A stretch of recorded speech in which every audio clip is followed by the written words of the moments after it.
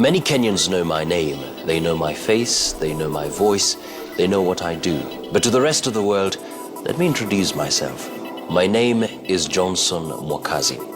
I'm a television anchor here in Nairobi, Kenya. But my journey started here in Kibera. Mimi nilizaliwa hapa Kibera na nikalelewa hapa hapa. I grew up without a role model. My father was a drunkard. He lost his job. And it was a tight moment, especially for my mother, really trying to support the family at the same time, working in town as a cleaner, living in a madhouse, and of course, no water we had to buy. Just once a week, you take a bath once a week. When it came to our washrooms or toilets, we had to go round. And of course, sometimes during the night, it could be dangerous because you don't know who you're going to meet along the way. So you had to help yourself inside the house and probably in the morning try to sort it out. I remember when I was 14, somebody introduced me to pornography. And that whole sequence began of desiring a feeling, of pursuing something that you really never get to satisfy. I remember there were days I would move from one movie to another, just seeking for a movie, a pornographic movie. And it totally disoriented my thoughts or my understanding of really my worth. My mother took me to All Saints Cathedral. It's a church located at the city center. And people would wonder, how do you live in a slum and you go to church every Sunday at the city center, which basically meant you had to pay your fare. But when I went there, I was challenged. And I came to realize that there was a different world out there, not just Kibera for me. I came to give my life to Jesus when I was in secondary school. Now, one thing changed in my life. You know, when I was still in pornography and masturbation, it was basically a matter of, I just hope nobody comes to the realization that I do this. But when I got saved, I came to understand that it was wrong, that it was a sin against God and against my own body. And that prompted me to call upon God and really cry unto God, God, remove this from me.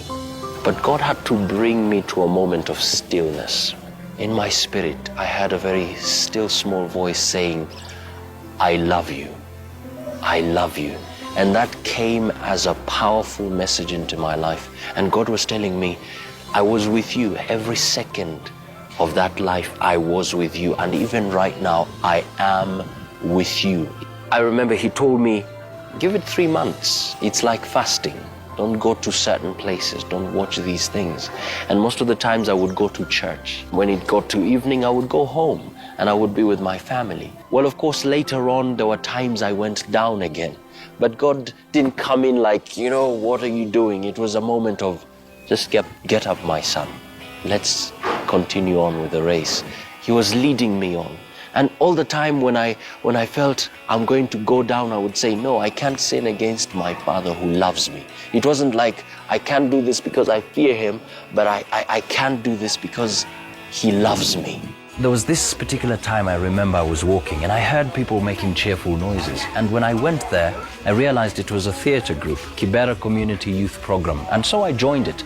And there was a time I was given a role. It was a skit, I remember. I was given a role as a narrator. So I narrated, and after that, the facilitator of the program said, wow, you have a great voice. And that really gave me that feeling that, hey, you have something to offer, something precious. And that was actually the beginning. God would wake me up at about 5:30 on a daily basis. And I didn't quite understand why. And he would cause me to sort of walk all the way up to this place. And when I got here, instead of working out my body, I would work on my voice. Now I've come to realize that it was really that process of fashioning me, because he knew where he was taking me. At that time, I didn't know, but now I look back and I see, wow, God was working with me. God was working on my voice so that he would qualify me to occupy that space in the media world. Anytime I think about where I came from, I look at myself, I'm putting on these good clothes and I have this publicity. When I walk down the streets, people are saying, hey, Johnson, hey, everybody now knows me. And I remember where God took me. It gives me an opportunity to humble myself, And just as Christ said, if you humble yourself, you will be lifted. God will lift you up. That opportunity to